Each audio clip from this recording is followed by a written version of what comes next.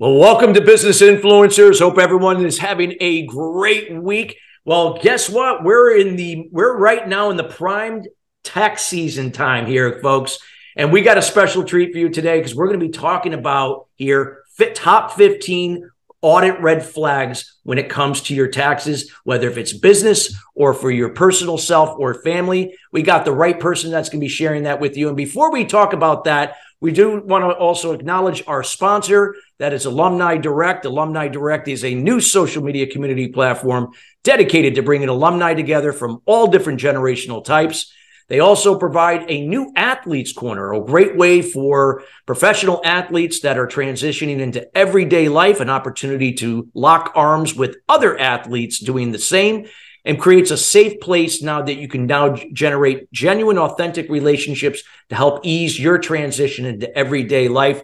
Feel free to check them out at alumnidirect.com. That's alumnidirect.com. As I mentioned again, this is our topic today is going to be top 15 audit red flags. We are going to be hearing from today Rob Tamburri. Rob Tamburri is a CPA, PFS. He is the managing partner based out of Atlanta, Georgia, of the certified public accounting firm of Balog and Tamburri, LLC. He has been a CPA since 1993. Rob manages the conduct of the firm's tax and financial consulting engagements. He specializes in taxation, accounting, and virtual CFO consulting. He also has an extensive experience working in healthcare, real estate, manufacturing, automotive services, logistics, restaurants, and personal service companies. Mr. Tamburri is a well-known speaker regarding tax and economic matters and has appeared on CNBC, Power Lunch, and Bloomberg Television. Prior to forming Balog and Tamburri CPAs, he successfully established the Tamburri Financial Group, which specializes in investment management and financial planning. In 1989, Rob was recruited by Deloitte & Touche in New York City, joining their financial service sector, working with clients in insurance, real estate, and brokerage. Additionally, Rob served as an analyst at Bear Stearns & Company in their commodities and futures group and held finance and operations positions in logistics and telecom industries. And most recently, from 1999 to 2009, he was responsible for the finance and investment operations of a leading wealth management firm in Atlanta, where he functioned as CFO and led their investment committee. And without further ado, we welcome Rob Tamburri to the show. Rob, how are you doing today? Thank you, Chris. I'm doing great. Man, I've been working a long time. I feel old. You and me both. It's hard to believe that I've been going at this since 1990, and I'm like, oh my God, where does the time go? It goes quick. Well, I know you're going to be, you're going through a really busy time, I'm sure, with your firm here. As you do a lot of work with companies and business owners and all types of individuals when it comes to taxes. And I know you're going to be sharing some valuable insights, oftentimes that people often overlook when it comes to taxes, when we're talking about the top 15 audit red flags. And I know you have a kind of like a brief, some visuals that you like to show us. So we're going to bring that up. And I'd like you to kind of talk about that with the audience, because I feel like what you're going to bring today is going to offer a lot of value.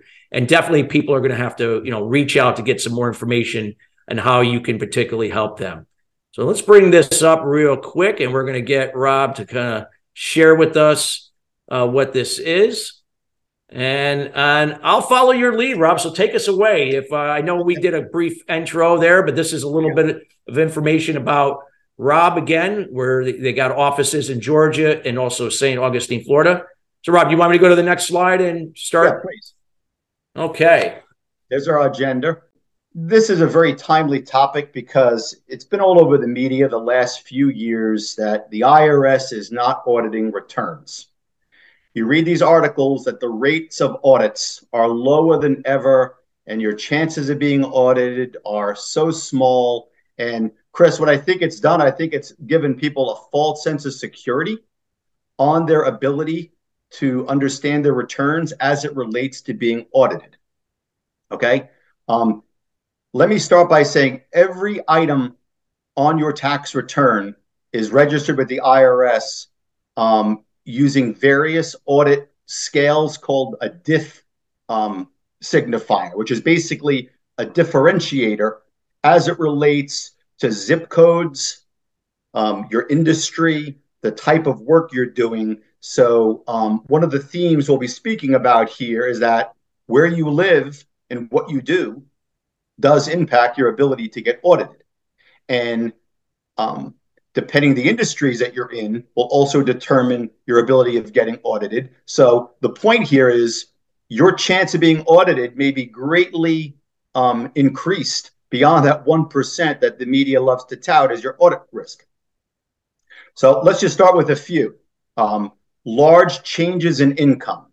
Okay, this may be obvious or it may not, but if one year you're making 300 grand and the next year you're making 50 and the next year you're making 200 grand, that is going to increase your chance of being audited. Why? Because the IRS probably believes there's money movement between years, or you're doing things that perhaps you shouldn't be doing. Again, are you necessarily doing anything wrong? No, but it increases your chance of being audited.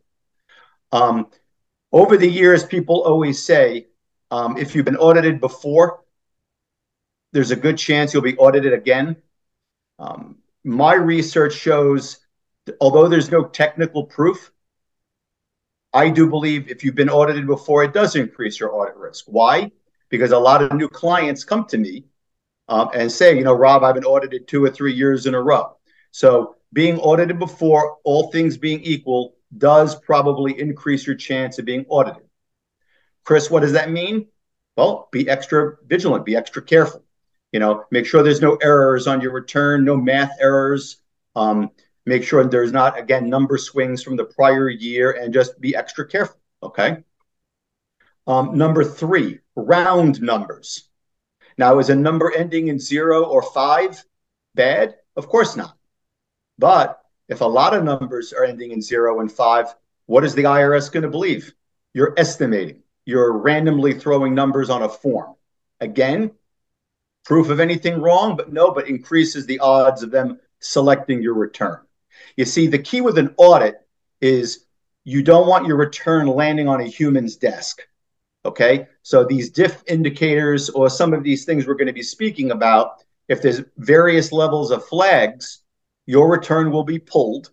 And if it's pulled and goes onto an agent's desk, then they're going to look at everything on that return, not just these particular areas. So the key is avoid getting selected.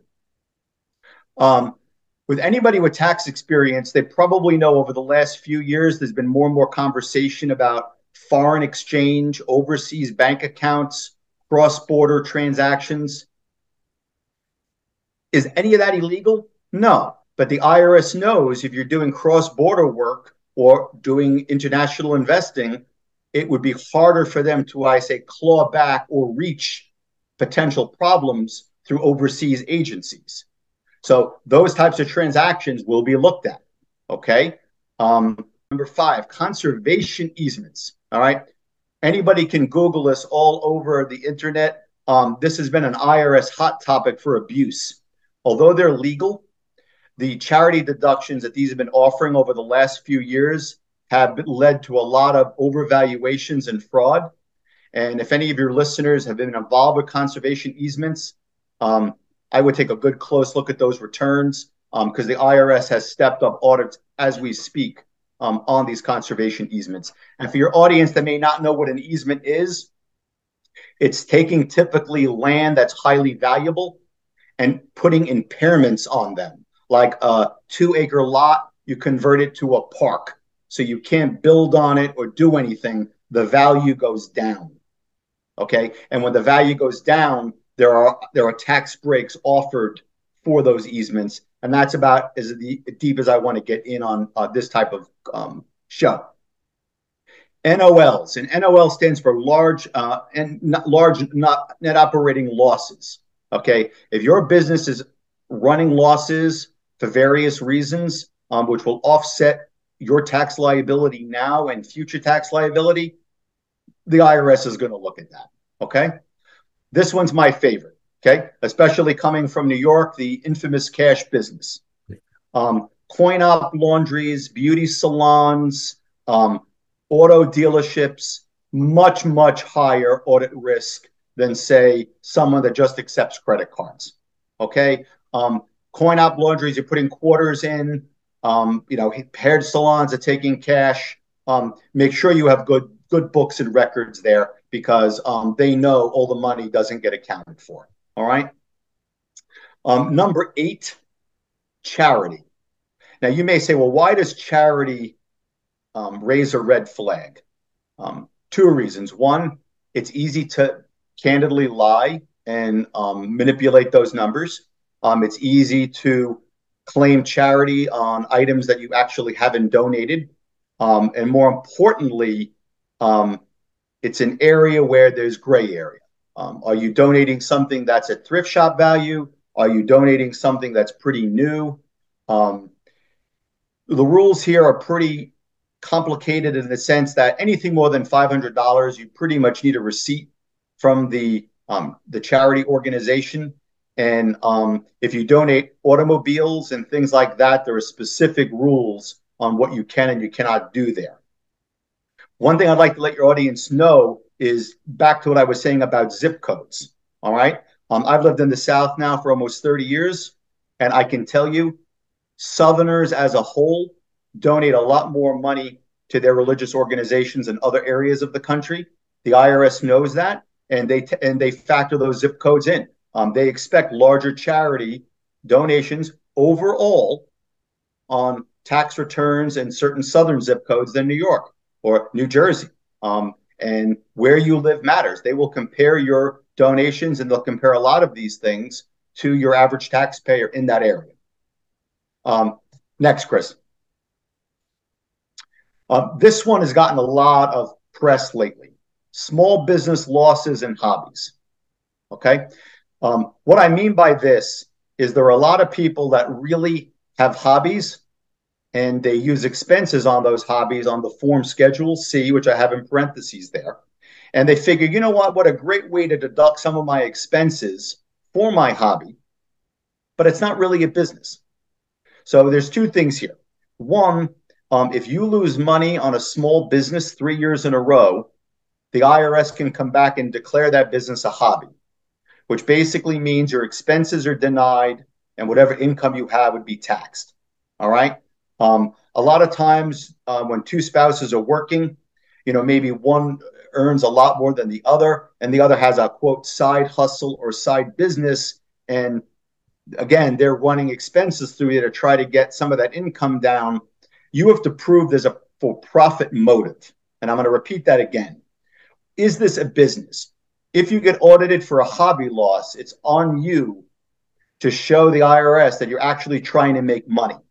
Well, what does that mean? Well, as an example, do you have a website? Do you have a separate business bank account? Do you have insurance on that business?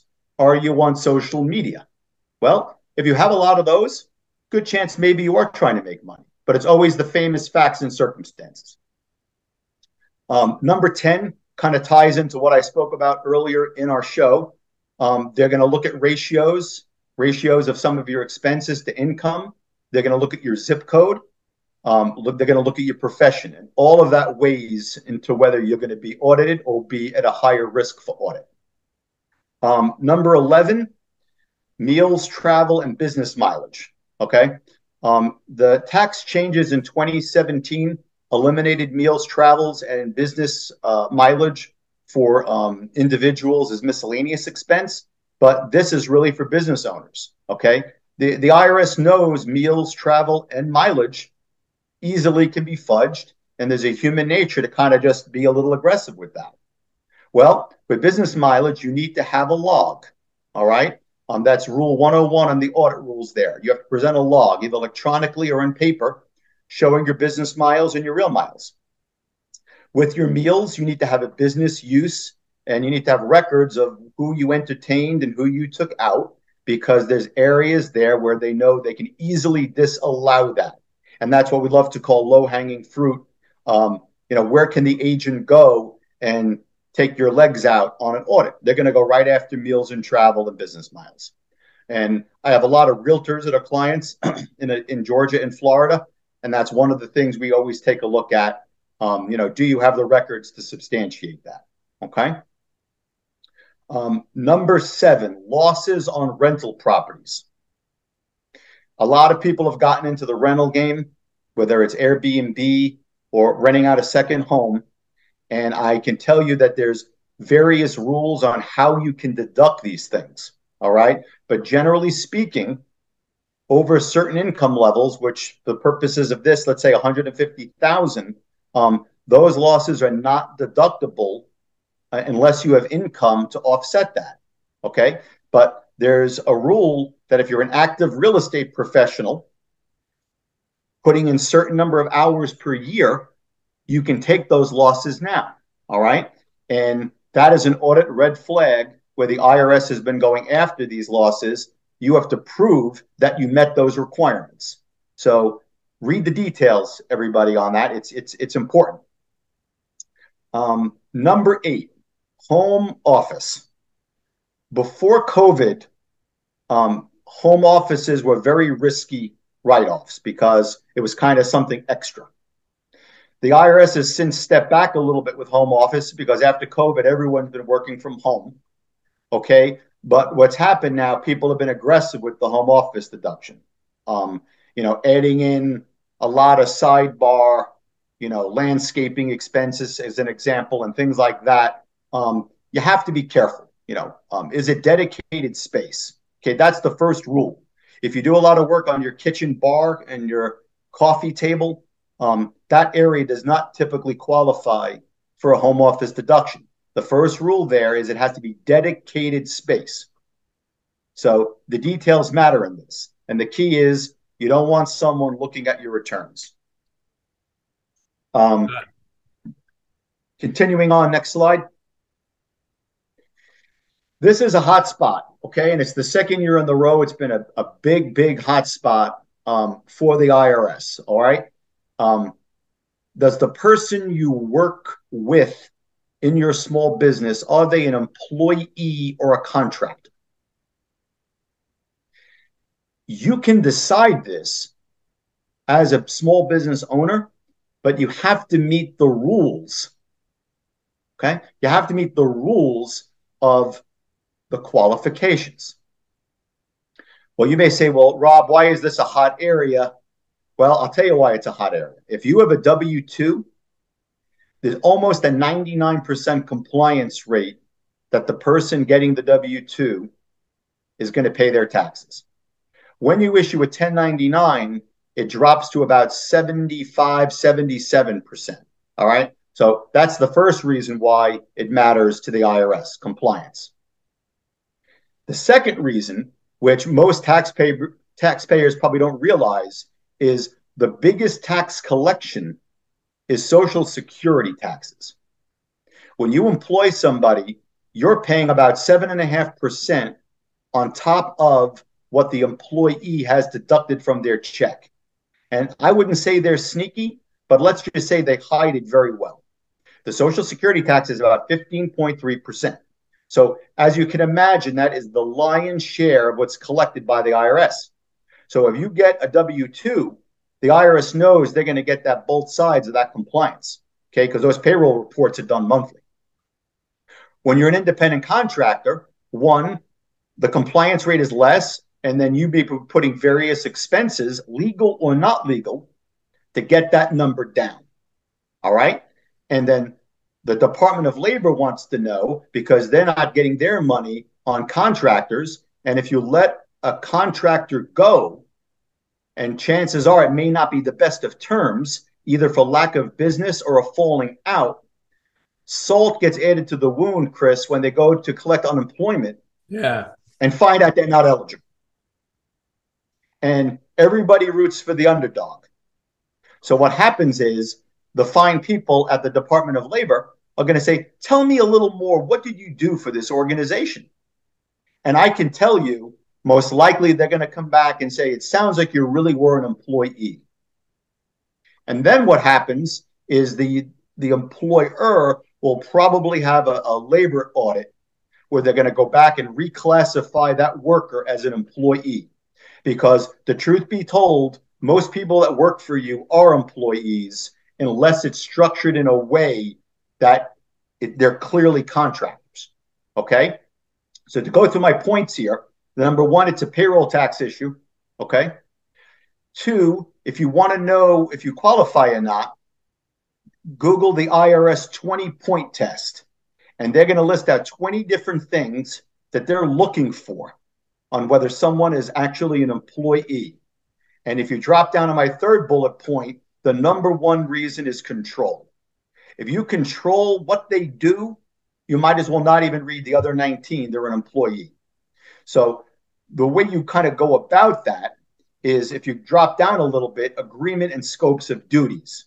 So an example there is, if you give me an end product a certain date in the month, and you're kind of free to take lunch when you want, or you're not reporting into me, those are the types of things that make it feel more like a contractor than an employee. Okay? You can't tell them when to take lunch or when to take vacation. It's a deliverable that the contractor controls. Okay? It's clearly facts and circumstances, like everything with an audit. So the more you can prove that they are a contractor, the better. And you can say, well, why is this a big deal? Well, employers have an incentive to make people contractors because they're saving 7.5% of the compensation that they're not paying. All right. And with the huge tax deficits right now, it's on their radar. And we've been told directly by the IRS it is. Okay. So keep that in mind. Let's head to the next slide.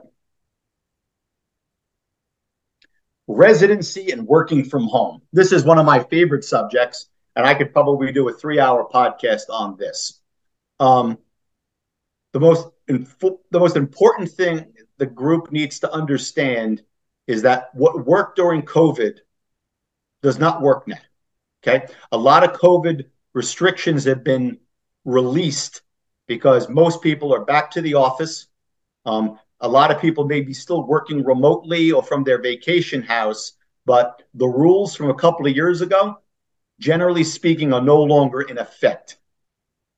You need to speak with your tax advisor, CPA, or do your own research, but be very careful here because the IRS is short funded. A lot of our states are not. And the odds of a state audit right now are higher, all things being equal, than the IRS. And where it's really going to get you are what I call the two big tax states, New York and California. They are the most egregious on claiming that income is earned in those states.